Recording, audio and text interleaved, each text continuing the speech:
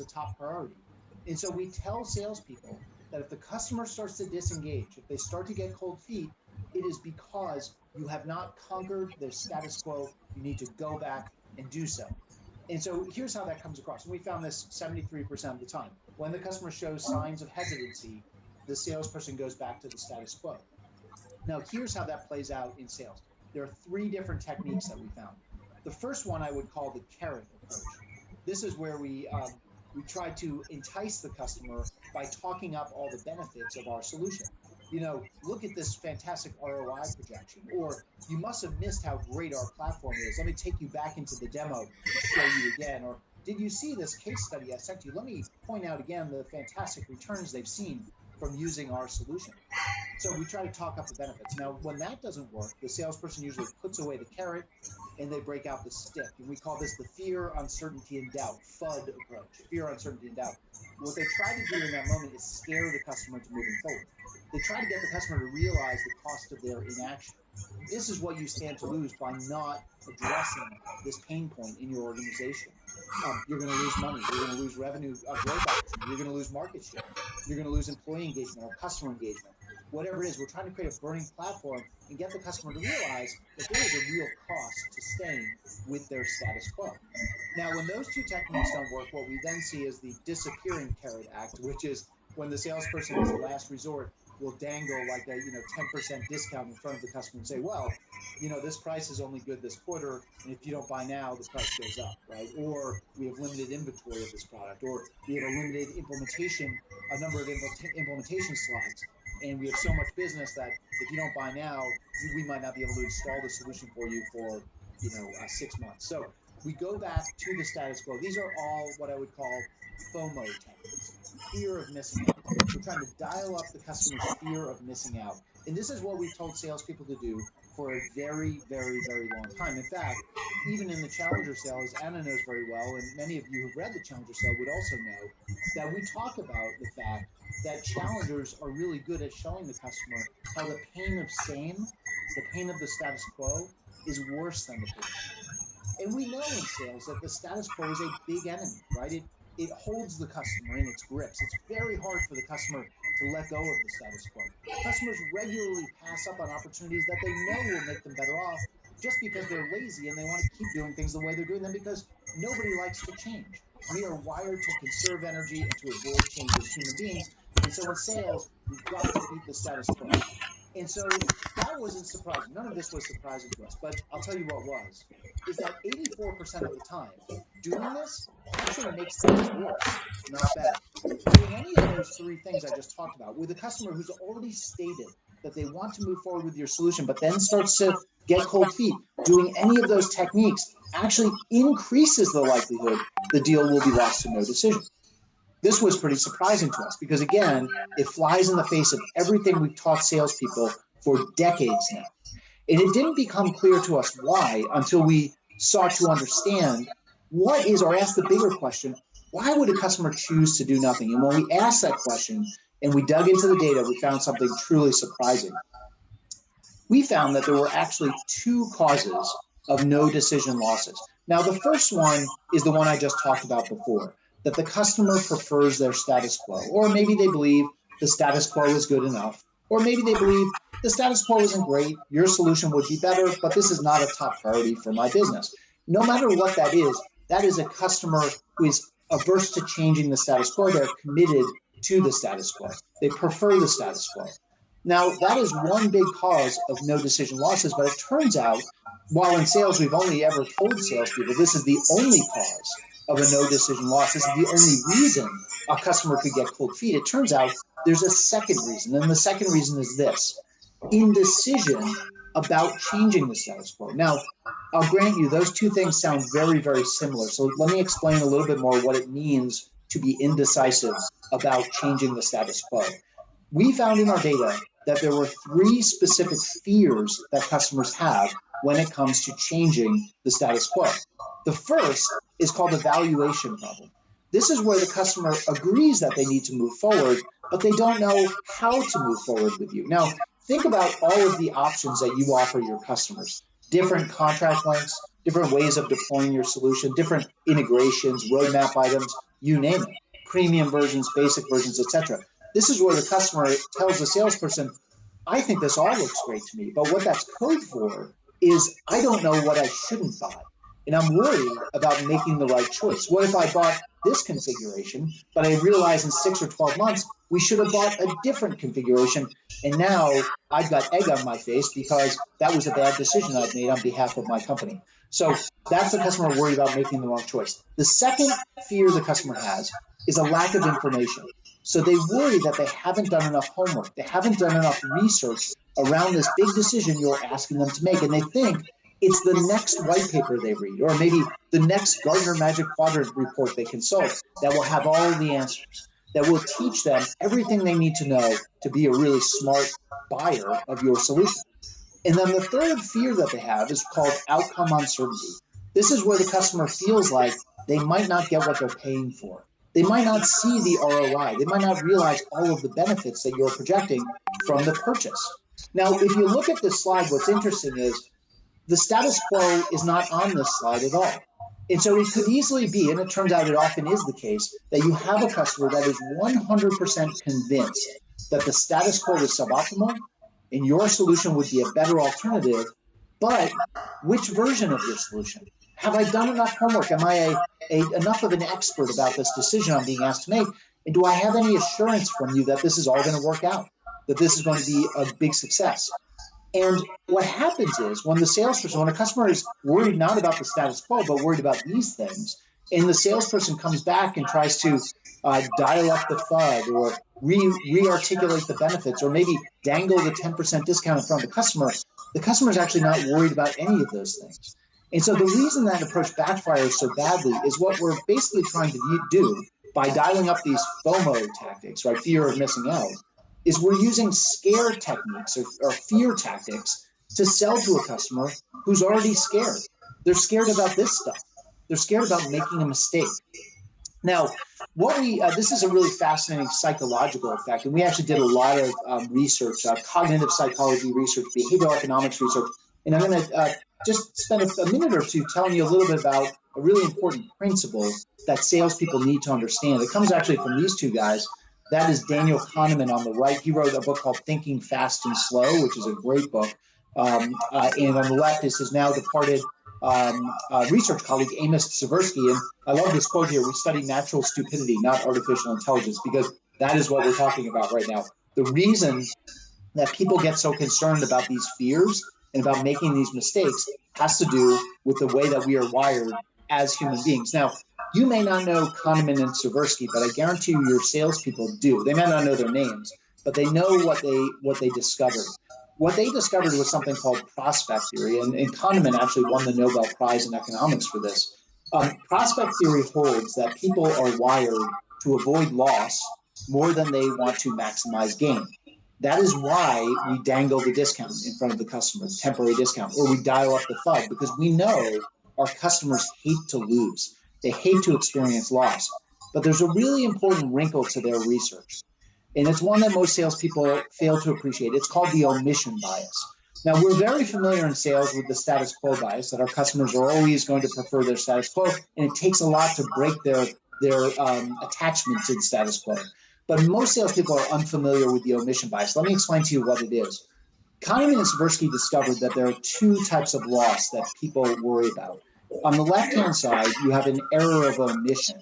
An error of omission is when you experience a loss as a result of your inaction. So imagine a customer who decides not to buy your solution, and they fail to capitalize on a growth opportunity, a cost savings opportunity, a risk mitigation opportunity.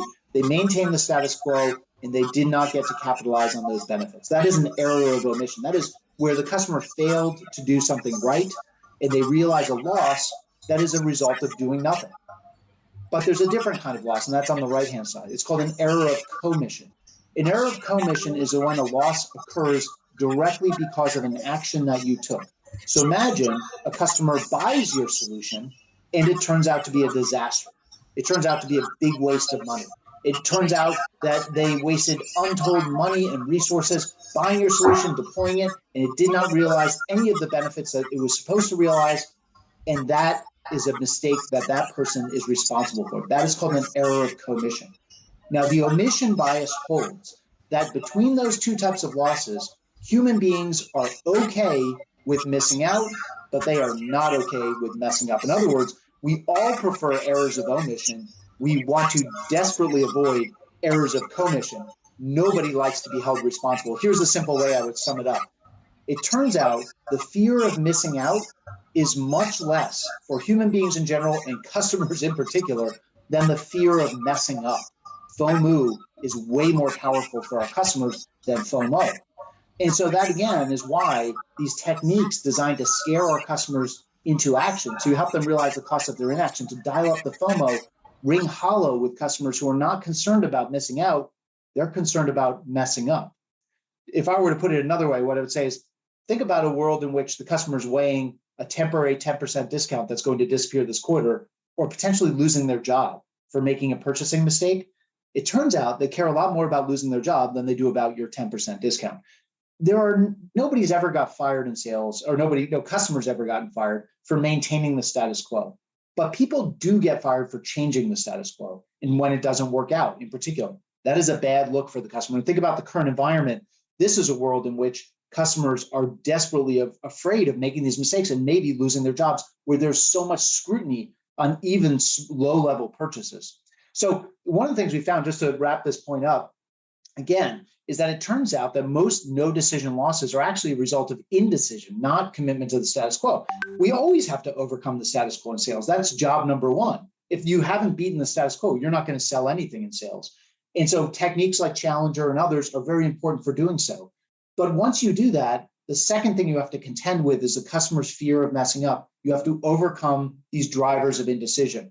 Let me share with you one last data point here, and then I'll get us into the playbook that high performers use to overcome indecision. We'll take some questions as well. So hopefully you got those. I see the chat window. I was starting to get some comments in there. So hopefully you're thinking of some questions, and please throw those in the chat so we can get to those in about 10 or 15 minutes. So this is the distribution of the 2.5 million sales calls we studied. And what we did was we were able to chart the level of customer indecision that our machine learning was able to detect, from low levels of indecision to moderate levels of indecision to high levels of indecision. Now, what you can see if you look at the blue shaded area in that bold text there is that 87% of all of the opportunities we studied were with customers demonstrating either moderate or high levels of indecision. In other words, you cannot disqualify your way away from this problem. There are not enough decisive customers out there, ones with low levels of indecision, for you to hit your number or for your team and your organization to hit its growth objectives. You have to deal with customer indecision. It's everywhere. And its impact on win rates is absolutely catastrophic. Look at the red line. Look at that direct negative correlation between level of indecision and likelihood of closing an opportunity. It is absolutely devastating to us in sales. So we need a second playbook. We need a playbook for beating the status quo, but we also need a playbook for overcoming indecision. Now, some of you may be Challenger shops, some of you may be Medic shops, some of you may be Sandler shops. It doesn't matter what your sales methodology is, but I would argue every sales methodology out there is built fundamentally on beating the customer status quo, including Challenger. And what we've learned from this research is that best salespeople know that they do need a way to beat the status quo. They do need a status quo hammer, but they also need a lever or a crowbar to get the customer out of their indecisive state. Because once this customer stops worrying about missing out, and they stop worrying about whether your solution is a better alternative to the status quo, and they stop worrying about the change required, what they start worrying about instead is, have I chosen the right thing? Have I spec'd out the right proposal, the right configuration? Have I done enough research? And do I have any assurance or guarantee of success? Am I going to look like a hero or like a fool for moving forward in this with this solution? A simple way to think about it is like this: that beating the status quo is all about dialing up the fear of not purchasing. We've got to dial up the FOMO. We've got to help our customer understand the cost that would occur to them or to their business through their inaction. Here's what you stand to lose if you do nothing. But overcoming indecision is fundamentally different. It's about dialing down the fear of purchasing. How do we dial down the FOMO? It's exactly what Anna was talking about before. We've got to deal with these fears. Our goal is to get the customer to think, I've made a great decision. I've done plenty of research, or even better yet, I'm working with a salesperson who I trust as an expert, and they've guided me to a great decision. And I'm not going to look like a fool. I'm going to look like a hero. I have every assurance imaginable from this partner that this is all going to work out. And I'm going to look like, again, like a hero to my organization for buying this solution. So how do we do it? Well, in our research, we found that there's a 4-step process. We call it the JOLT playbook. JOLT is an acronym, as you can see here, 4 different behaviors that high-performing salespeople use to help customers overcome indecision. Now, I'm going to walk through them one by one, just very quickly. We can talk about them more in the Q&A. And of course, there's a lot more in the book about this. And I'd love to steer you, in case I forget, go check out jolteffect.com. That's our book website. There's a lot of free tools, coaching tools, and other resources available there. A lot more information about these techniques, as well as how you can bring some of these techniques to your sales team. I'll tell you what each of them stand for. What we like is that, again, it's memorable for salespeople and managers, but it also speaks to what's happening. Our customers stuck. They're stuck in their own decision, and we're trying to give them a jolt and get them to move forward. So how do we do it? Well, the first step is we've got to judge the level of their indecision. And this is probably stating the obvious, but one of the things we found is that high performers are very good at assessing how indecisive this customer is and how likely it is that they'll ever make a decision, and what's going to be required of them to help the customer to make a decision. Now, they qualify and disqualify opportunities, it turns out, not just on the customer's ability to buy. Do they have budget? Do they have need? Is there good timing, integration with legacy systems and compatibility, things like that? Not just ability to buy, but the customer's ability to decide. Now, how do they assess the customer's ability to decide? Well, they're looking for sources of indecision. Is the customer worried about what to pick, whether they've done enough research? Are they worried about the payoff and the return from buying our solution? They're looking for the depth of the customer's indecision. So how indecisive is this person? How indecisive are the other stakeholders on the buying committee? And then they're looking for things that might amplify latent levels of indecision. So for example, an economic downturn in which there's a lot of heightened scrutiny on every purchase. Or maybe the customer has gotten burned in the past trying to buy a similar solution from a competitor. Well, if that's the case, there's going to be a lot more eyes on this decision, a lot more scrutiny on this decision, because again, that level of indecision has been amplified. Now, finding indecision and assessing indecision is difficult. We've got to teach our salespeople, we talk about this in the book, teach our salespeople to listen for the signs of indecision. It turns out a lot of the things that salespeople often overlook are actually markers of indecisive customers. And so we talk about that a lot more in the book. And then the second thing I would tell you is that indecision is hard to detect. And it might have surprised you to see that 87% of customers have moderate or high levels of indecision, because customers don't talk about this stuff. If you asked your customers right now, how many of you are decisive, 100% of them would raise their hand and say, yes, I'm a very decisive executive. I'm a very decisive leader, very decisive manager. But we know from the data that almost 90% of them are not. So how do we get these things on the table so they can be discussed? The reason that customers don't talk about this stuff is that these are deep, dark, personal fears of failure. And customers don't like talking about these things. And so what we've got to do is make it okay to talk about them. We don't use, in this technique, in this approach, judging the level of indecision, what we don't do is ask open-ended questions like, do you struggle making decisions in a restaurant or when you go to the movie theater and you're trying to pick out what movie to watch? We don't use verifiers, which is another powerful technique. Like, are we ready to take this deal into to legal for review or to procurement for review? Those are very important sales techniques. What we use is a technique called pings and echoes. So think about a surface ship on the surface of the water trying to see if there's a submarine beneath the water. Well, one of the techniques that surface ships use is called active sonar.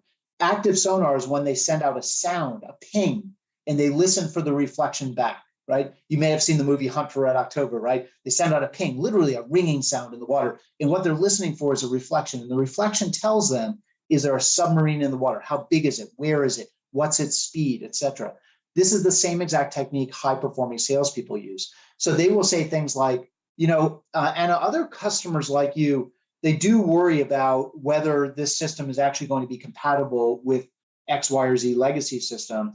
And I don't know if that's a concern for you and your team, but I want to let you know it's perfectly normal if it is, because a lot of our customers have struggled with this as well as they've evaluated our solution. So what you're doing in that moment is sending out a ping. And what you're listening for is for, in this case, Anna to say, absolutely, that is a big concern of ours. And I didn't want to bring it up, but I got to be honest, we are pretty worried about that. Or for Anna to say, no, that's actually not a concern at all. It's something else that I'm worried about. And what that does is it gets the fear on the table so that it can be dealt with and discussed. And of course, that's important because it tells us the playbook we want to use to get our deal across the finish line and to get them to a decision. But it also tells us how to forecast that opportunity and whether it's an opportunity worth spending time on. Should we disqualify it out of our pipeline or continue to spend time on it? Now, the second technique is offering a recommendation. Now, if we think about salespeople love putting options in front of their customers. Marketers love options. And options are a bit of a double-edged sword. When you think about all the bells and whistles and different ways to configure your solution, it's a bit of a double-edged sword. It's really good early on, but when it comes to making a decision, it can actually work against you. And this is for reasons that are very well documented by Barry Schwartz. He's the author of a book called The Paradox of Choice. And he talks about how too many options can overwhelm us and can lead us to actually doing nothing because we're afraid of making the wrong choice. And this is exactly what we found in our research. As you recall, customers will struggle with what to choose. Now, what we found what average salespeople do in that situation is when the customer struggles with what to choose, they put it back on the customer and they try to re-diagnose the customer's needs. Let's talk about what's most important to you. Let me see if by asking the right questions, I can get you to figure out what's most important to you, and then you can make the decision and you won't blame me for making a wrong decision. But what best salespeople do is they shift from asking customers what they want to actually telling customers what they should buy. So they shift from diagnosis to making recommendations. They will take a lot of options, they will narrow up the consideration set, and then they will personally recommend an option to the customer. Here's the analogy I would use. It's like when you go to a restaurant and you're looking at the menu and everything looks wonderful, and you ask the waiter or waitress what you should order. It's the difference between a waiter or waitress who says, well, what are you in the mood to eat tonight? Which is not very helpful, right? And a waiter and waitress who walks up and says, everything we make here is wonderful, but this is my favorite dish. And if you're in the mood for something, if you're not quite as hungry, because that's a big dish, here's something a little bit lighter. But again, everything we make here is wonderful. Now, what happens in that moment when that waiter or waitress makes the recommendation, what happens is something interesting, and it's written about in something called delegation theory. In the social science, we've learned that when that happens, it allows the customer to place some blame on the salesperson. So if I don't like the dish that I ordered, it's not all my fault. It's partly the waiter or waitress's fault who recommended it. And the same is true in sales. If the customer makes a wrong choice, they feel like it's on them. But if you recommended a solution, now the customer feels like I made the choice, but you also steered me to this choice. So you're also partly to blame. And it lowers those valuation problems for the customer. Next, we've got to limit the exploration. Look, we know our customers are going to do research endlessly. This is something that my Challenger co-author, Brent Adamson, has written about. He wrote an article called Sense Making for Sales in Harvard Business Review, which I'd encourage you to check out. And we found something similar in our own research, is that best salespeople try to get the customer to stop being an expert themselves and start trusting the salesperson as the expert. Now, the problem with that is twofold. One is most customers don't trust salespeople. And then two is most salespeople are not experts. And so how do we build that trust? Well, what we found specifically in our analysis is that great salespeople will use specific moments in the sale to instill that trust with the customer, to build up that confidence, to overcome that trust gap. And so what they will say is things like, you know what, I know you're looking at the premium version of our solution, but I actually think for your company and for your needs, the standard version would be just fine. We can always expand into the premium version later. I know you're looking at this integration, but I've got to be honest, it's not quite ready for prime time. We've got some customers using it right now, and they've had some trouble with it. We're working out the kinks, but I don't want you to build your business case around that integration. I'd rather that be an upside surprise a little bit later. Or, for example, the customer who wants to roll your solution out enterprise-wide, and the average salesperson loves that. They love when the deal gets bigger and bigger and bigger. But when a high-performing salesperson says, I'd love to sell you $1 million deal, but I actually think the right way to roll out our solution is with the $100,000 contract, the smaller agreement. Let's focus on this specific part of your business, this specific use case, and then let's expand from there. It's an easier deal for both of us to get done. It puts less pressure on you.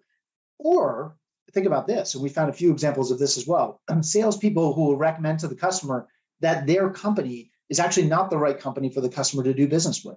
In fact, it might be one of their competitors. We'd love to do business with you. We'd love to have you as a customer, but based on what you're looking for, that's actually not our area of strength. I actually think these guys over here would be a better option for you. Those are moments that build that trust with the customer, because the customer suddenly realizes this salesperson is not here to oversell me. They're not here to hide the ball. They're here to get me to a great decision. So that's step one. The second thing is we've got to be an expert. Now in sales, so many salespeople they absolutely love relying on other people to sell the solution for them. So the subject matter experts, the solutions engineers, the customer success managers, the product team members, the executive sponsors. And so they love bringing what we would call the clown car of experts to every single sales call. High performers don't do that. And we found this in our analysis. Even when we looked at the same company, when we looked at what high performers do and average performers bring everybody to the call, and they abdicate their responsibility in the call to all of their colleagues. They hand it off to product, they hand it off to engineering, they hand it off to the CS team. What high performers will do is, first of all, they do a lot more of their own demos. And then secondly, they will carefully orchestrate the roles that those people play, but they themselves will still play the primary role. The reason they do that is because they're worried about something that happens a lot in sales, which is that you get delegated down to the person that you sound like.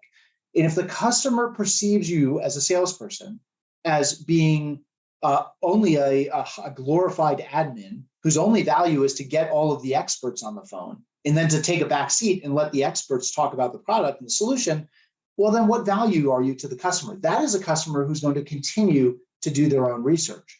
High performers don't do that. Again, if they bring on an expert, they carefully orchestrate that time. They give them a few minutes, but then they ask that expert to hand the baton or hand the microphone back to them, because they need the customer to see them as a source of authority. They need to instill that confidence for the customer that they're dealing with an expert. So that's just one of the techniques. There are several that we talk about for building up that expertise and demonstrating that expertise. We also talk about anticipating needs and objections, and several techniques that we found high performers use, not only to build up the trust, but to demonstrate to the customer that you are in good hands. I know more about this than you do. I know more about this than you're ever going to know. Trust me. You can trust me, but also recognize that I am a great guide to get you to a great decision, or I can get you connected with the right people on my side. Now, when you do those things, it earns you the right to use a bit of radical candor. When the customer asks for that fifth reference call or the third demo or another proof of concept trial, it earns you the right to tell the customer, I don't think that's the best spend of your time or resources. I don't actually know that's going to address the concerns that you have. So let's have an honest conversation about what's really going on here and what you're trying to address and what is keeping you from moving forward. And there might be other ways to address that, but I don't think another reference call is going to do it. Okay, the last technique, taking risk off the table. Remember, our customers will struggle with that outcome uncertainty. Am I going to get what I'm paying for? And what best salespeople do in this moment is, first of all, they set proper expectations with the customer. They under-promise and over-deliver. They don't set outlandish, gaudy ROI figures. It may come as no surprise to you, but in the same company, when we studied sales calls, we found that average performers projected ROI that was orders of magnitude greater than what their high-performing colleagues projected. High performers know that an overstated ROI expectation or overstated benefits expectations are the kiss of death. And that is the customer who's going to start worrying about whether they'll really see those benefits because they build their business case on those inflated projections. They know they need to set realistic expectations that can be exceeded more often than they're missed. The second thing they'll do is they'll create creative options to de-risk the sale for the customer. So whether that's an opt-out clause or a prorated refund, or even the recommendation that you start a little bit smaller than perhaps you want to start. You want to roll this out enterprise-wide, but I recommend we actually start in this particular area of your business or with this specific use case. Those are great ways to de-risk the purchase. And I'll give you one more. For those of you in SaaS or in technology, using professional services is a great way to de-risk the sale. We found, again, looking at the same companies, that high performers sold way more professional services than average performers. And that probably doesn't surprise you, but the way that they position those professional services was very different. They would tell the customer, and we found this in the sales calls, I know you want to do this yourself, and that's a beautiful thing about our platform. You can do it yourself. We can teach you how to fish, and you can go fish on your own, and we have all the support you would ever need, the training videos, the customer success team, you name it. But I would recommend we also add a component of professional services hours or complement of hours to the proposal, because that way, in case you need extra help or if things start to slip, then you've got our best team on board to help you get things back on track. So again, they use it not just as a generic upsell or cross-sell technique, but as a safety net and an insurance policy for the customer. So again, we've got to make that customer feel like they're going to overperform their expectations, not potentially underperform. We need to take some risk off the table for them. So that is our Jolt playbook. Let me show you, last thing I'll show you here before we go to Q&A is the returns on doing this. So if we look at what average performer win rates are at different levels of customer indecision, let me walk you through this. Obviously, with decisive customers on the left-hand side, everybody does pretty good, pretty well at sales. So this is even people who are sales researchers like me are good at sales, where the customer is willing to make a decision. They're quite decisive. 39% win rate with those low level of indecision, those decisive customers, when we look at our average performers.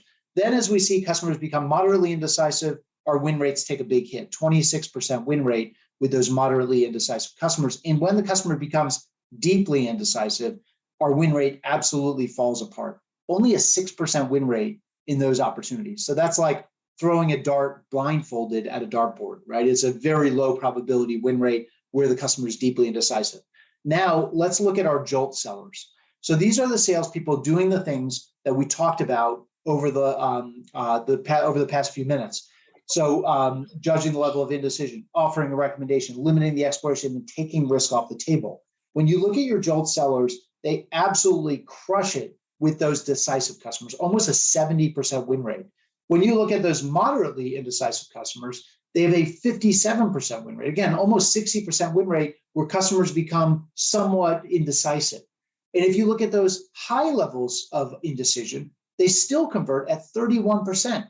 That's a higher conversion rate than your core performers, your average performers have with those moderately indecisive customers.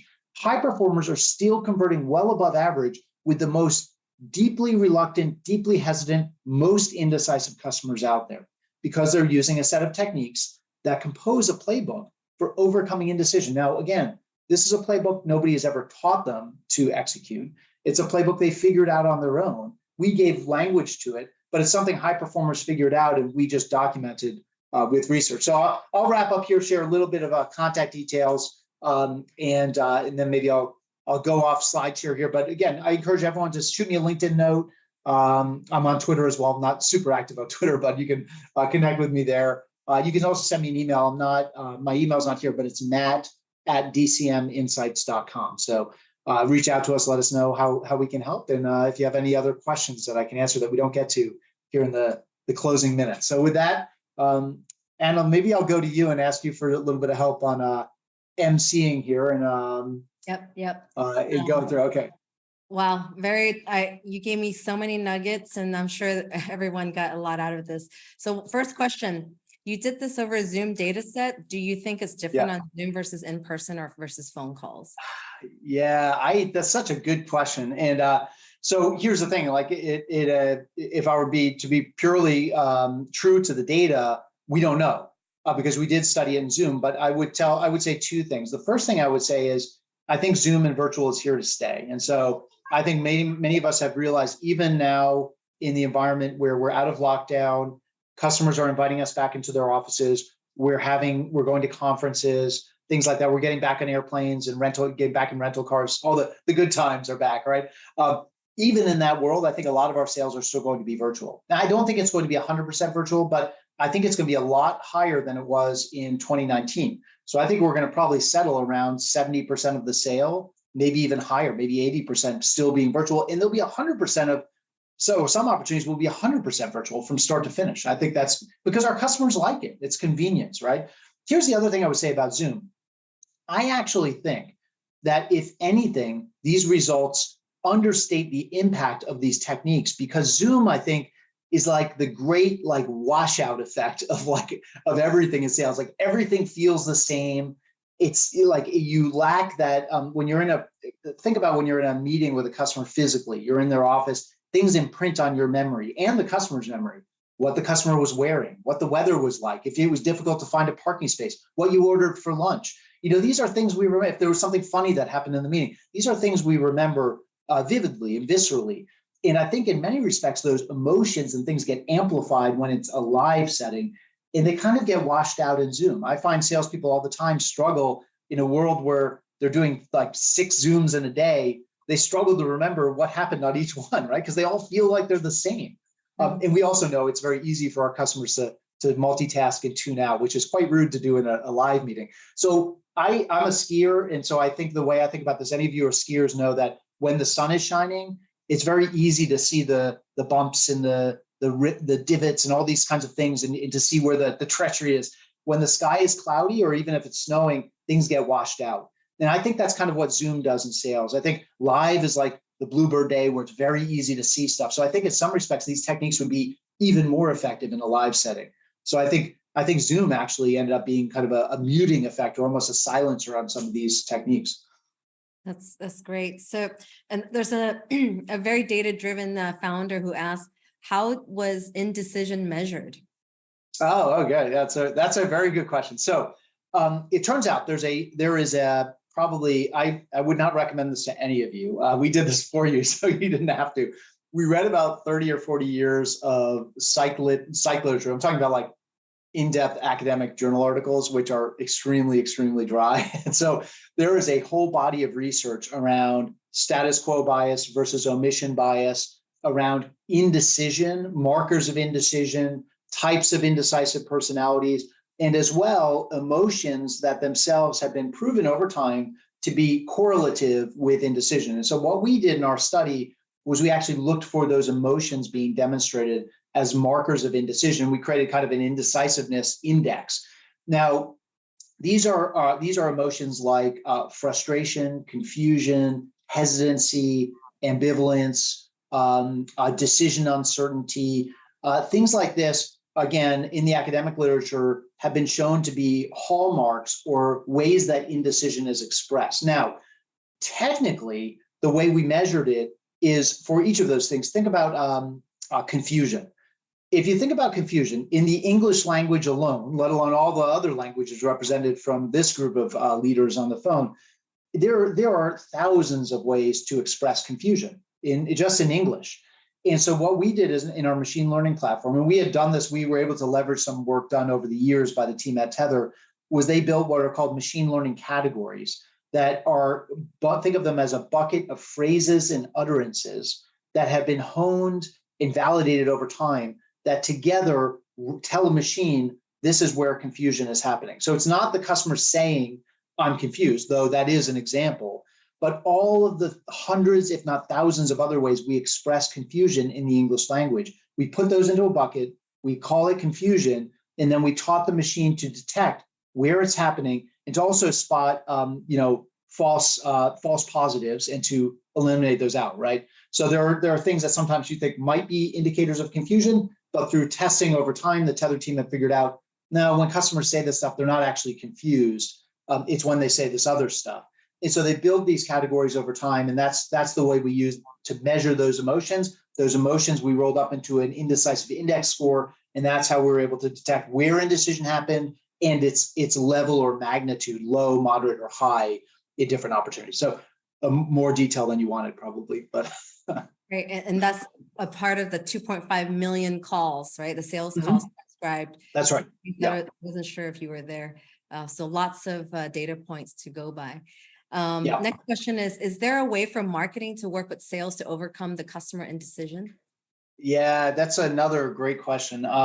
This is one of those things that I've been asked about a lot, actually, and I think mainly because it's not really in the book. And I'm still having flashbacks about finishing the book and finally getting it off my plate. But I am thinking about a bonus chapter.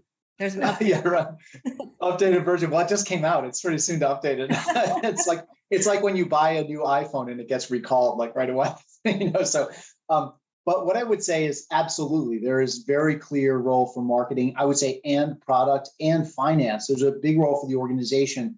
And we didn't really write about it in the book, but it is one of those things I think we will probably write a bonus chapter at some point about. So if you think about valuation problems, for instance, what should our customers pick?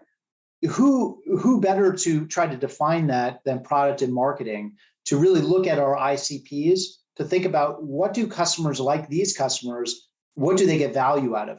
And how do we create not 1,000 options, but a set of configurations that we can teach our salespeople to recommend, because we know that customers who choose those configurations are really happy and they get a lot of value.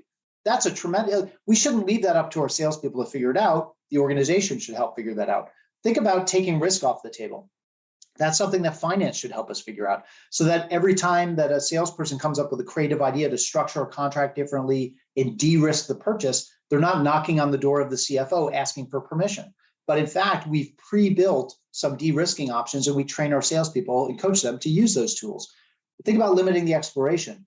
There's a lot that marketing can do in particular to think about what is the content that every customer needs to consume, because customers are always going to consume some content. You can't tell them you don't need to read that Gartner report, like they're going to read it. So, but what are the pieces of content that together are enough to be smart, but not so much to overwhelm the customer? What's just that Goldilocks amount of content? Marketing is in a perfect position to create that learning journey and that learning path, to think about how much of that is our content, how much of that is from analysts like Gartner or Forrester, how much of that is our competitors' content, right? But how do we put a content journey together so that when a customer, and ideally they consume all that content before they call us, and then they're really down the learning curve and now they're looking to help make a decision. So that's a great role for marketing. So again, these are things that we didn't write about in the book, mainly because we had to hit a deadline, and so we just didn't have time. But it doesn't mean it's unimportant. It is super important. It's a great question.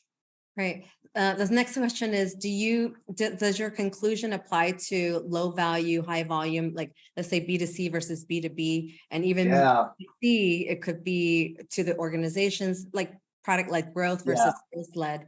So how do you apply that? Yeah. So Anna hit on this. You hit on this earlier in the introduction, Anna, but I'll kind of just re-articulate what you shared, which is in the 2.5 million calls, we had a very broad spectrum of complexity. So we had a lot of calls that were standard B2B calls that took weeks or months, multiple calls with lots of stakeholders, in some cases like over a year to close a deal, right? High dollar value, lots of stakeholders, lots of complexity, lots of sales calls on one opportunity. On the other end of the continuum, we had very transactional sales. So we had calls that were more like B2B inside sales. So think about a sale that starts and ends in the span of a 1-hour phone call or a 45-minute phone call. The entire sales process happens start to finish in one phone call. We also, just to test it, we included a set of B2C call data. So consumer calls. So think about wireless, think about cable, think about travel and leisure, cards, financial services, insurance, just to study whether this effect was the same. And here's what we found, is that indecisiveness is everywhere. Now, remember earlier in the presentation, I shared that there's a range of how many deals are lost to no decision. It was 40 to 60%.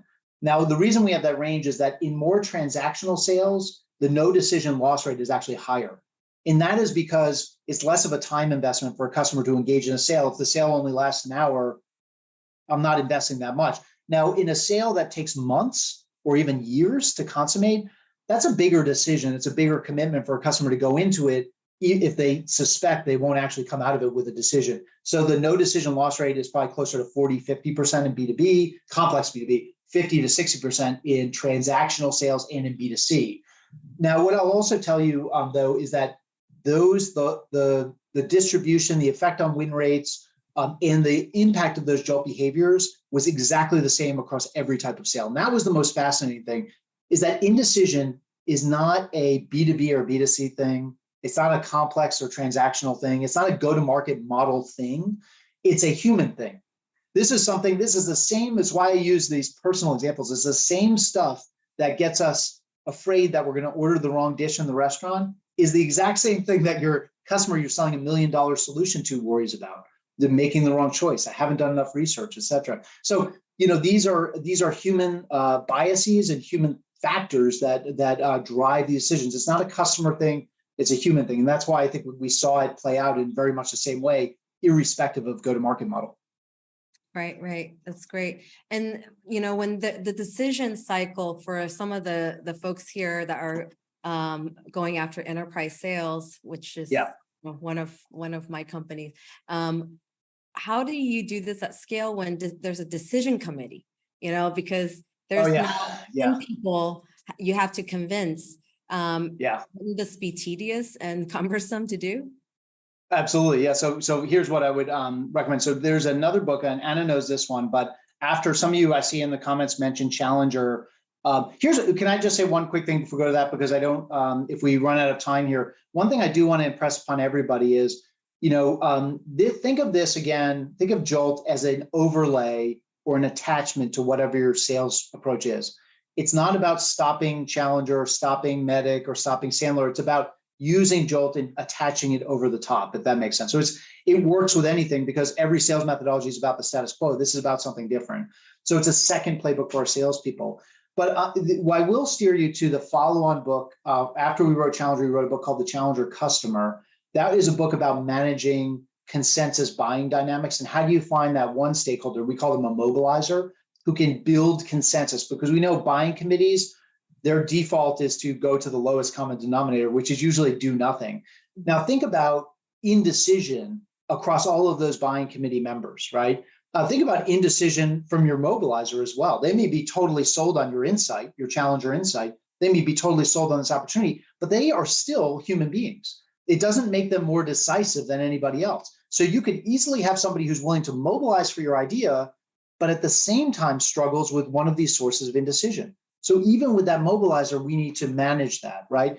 Now, here's the other thing I would tell you, though, is a mobilizer is powerful, not just because they can take your vision or your value proposition to the buying committee, your Challenger insight, but also because you can equip them to jolt the other members of the buying committee, to look for the markers of indecision across their colleagues, to offer recommendations. If I'm going to offer this recommendation, Anna is my mobilizer. Anna, here, when the buying committee starts to go in different directions, here's how I think you narrow them up into a consideration set. And I would recommend this one. Let's get on the same page about that. I need you to also do the same with that buying committee because they're all indecisive as well. Limiting the exploration, taking risk off the table. These are things you can equip your mobilizer to do on your behalf with the buying committee. So I think of it as a one-to-one to many kind of approach. And the reality is many of those buying committee members, you may never have the opportunity to get in front of them and to jolt them out of their indecision. So you will need to rely on somebody else, a salesperson, your twin, your Challenger customer on the customer side to help you do it. That's great. Well, thank you so much, Matt. We have absolutely. And before everyone goes, please stay on so that we can take a snapshot for social media. We would like to help evangelize this, the sales movement, and sales excellence is really hard to come by. So let's really infect the entire community. So Trung, Khan, just tell us when. Please turn on your cameras. Thank you. Yes, please turn on your camera and look at the camera to smile. Can we give a thumbs up? Thumbs up. 1, 2. Very good session, Matthew. Thank you, guys. And I know the team has a poll. They would like, if you wouldn't mind just giving some feedback, that would be great. But again, send me a LinkedIn note. I'd love to be connected with everyone and continue the dialogue. Great. Thank you so much, Matt. It was such an insightful session. It's the best attendance, and I'm sure you're going to get a lot of folks coming to you for further ideas and sessions. Great. Thank you so much. Thank you. I appreciate the invitation. Thank you for having me on, and I appreciate everyone making the time. I know how busy everyone is. So good luck out there, and I look forward to staying in touch. Great. Thank you. Take care. Okay. Bye-bye. Bye-bye. Thank you.